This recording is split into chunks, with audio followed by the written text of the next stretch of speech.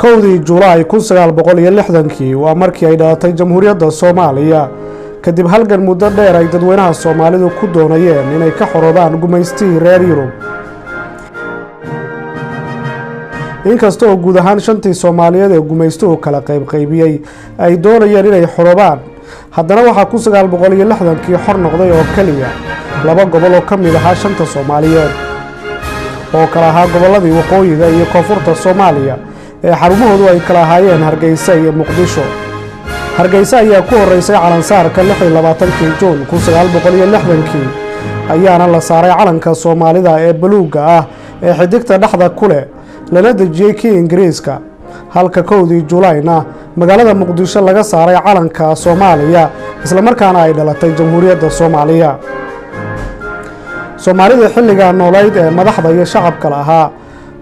waxay ka midaysnaayeen raadinta midnimada iyo wadajirka Soomaali weyn, waxaana dawladdii dhalatay ee Jamhuuriyadda Soomaaliya muqadas u ahayd raadinta xornimada walaalaha Soomaaliyeed ee weli ku haray gacanta gumaystaha ee kala ahaa Jabuuti, Jigjiga iyo Wajeer.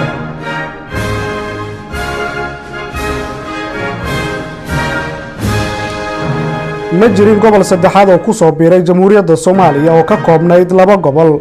waxaana ugu dambeeyay oo xor noqday gobolkii Jabuuti 1977 waxaana ay ka xoroodeen gumaystii Faransiiska.